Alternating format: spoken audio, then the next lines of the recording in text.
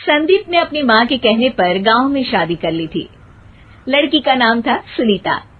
माँ का कहना था एकदम मॉडर्न बहू नहीं होनी चाहिए, लेकिन उन्हें नहीं पता था कि गांव से आने वाली बहू सुंदर सुशील तो होगी और उसको गांव से बाहर भी निकाल लाएंगे, लेकिन उसके अंदर का गांव कैसे बाहर निकलेगा।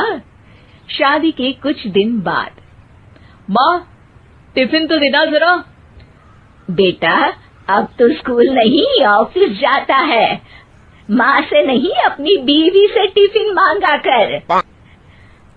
ओके माँ। सुनीता टिफिन ले आओ। एक लो टिफिन, इसके अंदर पिस्ता डाल दिया है। पिस्ता? पिस्ता क्यों? सास जी ने बोला था ना कि आपको पिस्ता बहुत पसंद है। ओहो, मैंने पिस्ता नहीं पास्ता बोला था, पास्ता।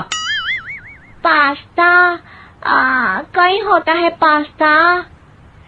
अरे बेटी तू रहने दे, मैं बना दूंगी।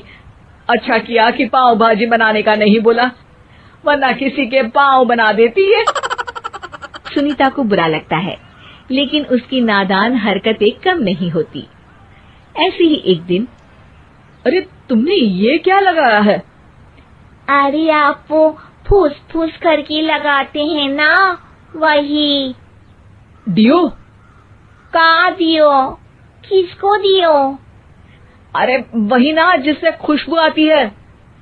हाँ सही पकड़े हैं। अच्छा लेकर तो आना। कौन सा डियो लगाया तुमने? अभी लेकर आते हैं जी। संदीप की बात मानकर सुनीता अंदर से खुशबू वाला फुसफुस लेकर आती है। ओएमजी! ओएमजी मतलब ओ माय गणेश ना। अरे ओएमजी छोड़ो, और ये खुशबू वाला फुसफुस की बात कर रही थी तुम? हाँ इसी की, फिर से सही पकड़े हैं। अरे देवी, लेकिन आप सही नहीं पकड़े हैं, ये डियो नहीं है। डियो नहीं है तो क्या लियो है? अरे ये रूम फ्रेशनर है, जिसको कमरे में छिड़कते हैं, खुद पर नहीं। कोई बात नहीं, माँ कहती थी आत्मा किराएदार है, शरीर एक किराए का कर्म। हम शरीर पे ये डाल लिए तो क्या फर्क पड़ जाएगा। अरे बहू, ओ बहू, मेरे लिए फल तो ले आ, फिर मैं बाजार जाऊंगी। सुनीता अपनी सास के लिए फल लेकर आती है।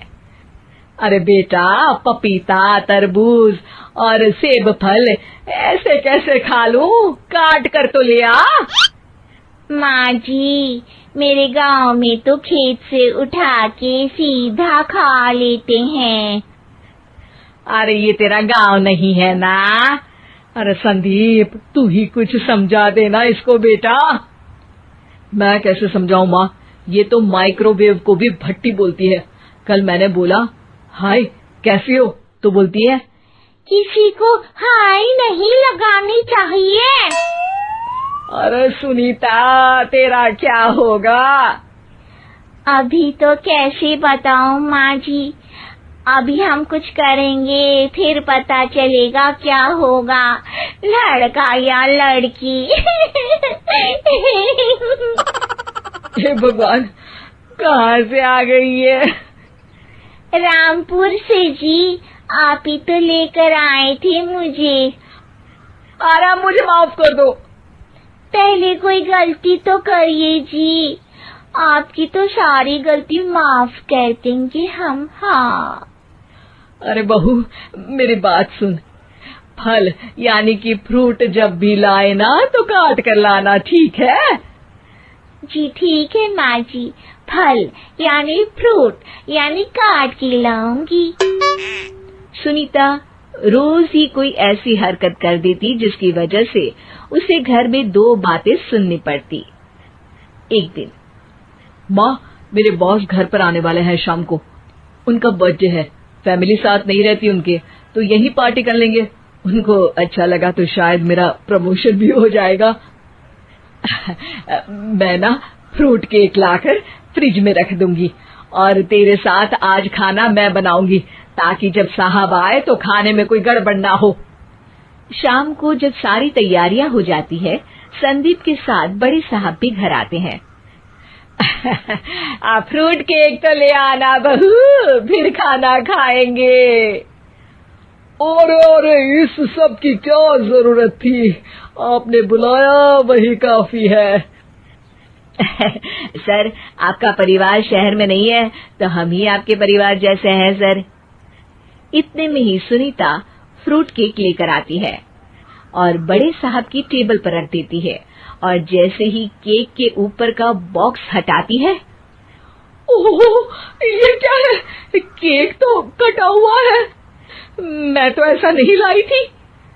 आप मुझे शाबाशी दे सकती है माँ जी, मैंने ही केक काट दिया।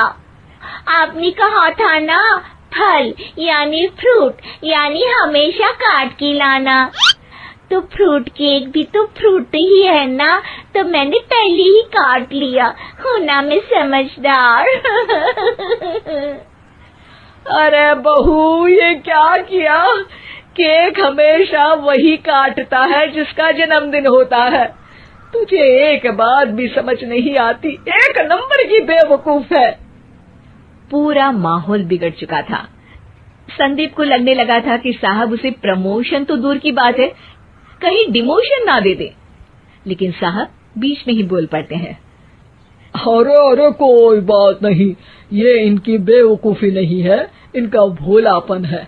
बेटा आप कहाँ से हो? रामपुर गांव से। अरे वाह, गांव से?